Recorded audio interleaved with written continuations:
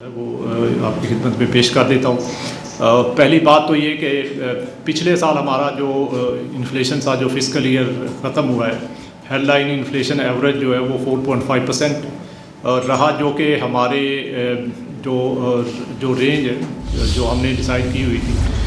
State bank की तरफ से टारगेट वो, और गवर्नमेंट का भी वही टारगेट था 5 to 7%, तो उससे स्लाइटली नीचे की साइड पे था, but was close to the target. जो नेक्स्ट ईयर के लिए हमने उसकी प्रोजेक्शन है वो भी मैं आपसे बाद में शेयर करता हूँ, लेकिन जो इसमें जो कंट्रीब्यूटरी फैक्टर्स थे, ओबियसली एक तो फूड इन्फ्लेशन जो है उसमें काफ़ी ड्रास्टिक पिछले साल जो है वो कमी आई, और उसके साथ साथ जो है वो जो कोर इन्फ्लेशन है जो कि ज़्यादा स्टैटिक रहता है और उसमें कमी कम होती, तो उसमें भी आहिस्ता आहिस्ता पिछले साल के अंदर कमी आई, और जो पिछला महीना था जून का महीना, उसमें ये कम हो गए तो अब 7.2% के करीब आ गया कोर इन्फ्लेशन। और इसी तरह जो हमारा हेडलाइन इन्फ्लेशन है पिछले महीने जून में ये 3.2% था। तो आपने देखा होगा कि अप्रैल के अंदर जो है वो इन्फ्लेशन हेडलाइन जो है वो बॉटम आउट हुआ और ये तकरीबन 0.3% के करीब आके तो इसने बढ़ना शुरू कर दिया, और पिछले 2 माह में मई और जून के अंदर इसमें इजाफा हुआ है, और आगे भी हम देख रहे हैं कि इसका अगले साल जो है वो थोड़ा शुरू में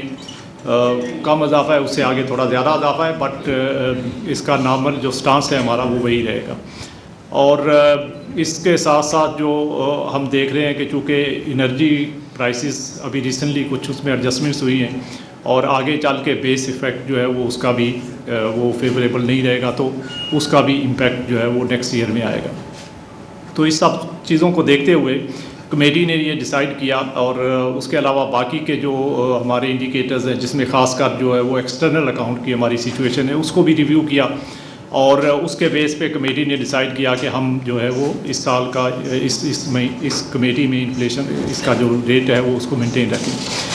ख़ासकर एक्सटर्नल अकाउंट के ऊपर बहुत ज़्यादा केयरफुली उसको रिव्यू किया गया, और उसके अंदर रिसेंट जो चेंजेस आई हैं उसके ऊपर काफ़ी फोकस किया गया। और आपने देखा होगा कि हमारे इंपोर्ट्स जो हैं वो पिछले साल जो 24 का साल था उसके मुकाबले में 25 में उसमें सब्सटेंशियल इंक्रीज़ आया है। जो 24 के अंदर 53 बिलियन डॉलर्स के इंपोर्ट्स थे, जो 2025 में बढ़ के तो तकरीबन 59 बिलियन जो है 59.1 बिलियन डॉलर्स वो हो गए। तो इसके अंदर जो ओवरऑल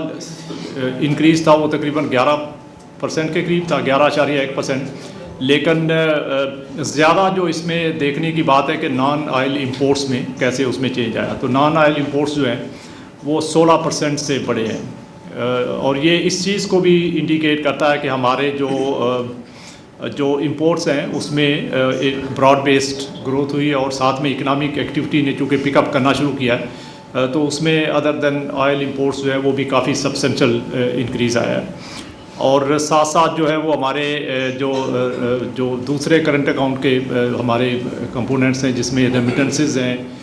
एक्सपोर्ट्स हैं, उसमें भी आया है, थोड़ा इजाफा हुआ है उसमें भी, लेकिन एक्सपोर्ट्स का इजाफा जो है वो काफ़ी कंटेन्ड है एज़ कम्पेयर टू रेमिटेंसेस। तो लास्ट ईयर एक्सपोर्ट्स जो है वो 4% से थोड़ी ऊपर बढ़ी हैं, जो कि वो रिलेटिवली कम थी, उसको मज़ीद जो है वो बेहतर होना चाहिए।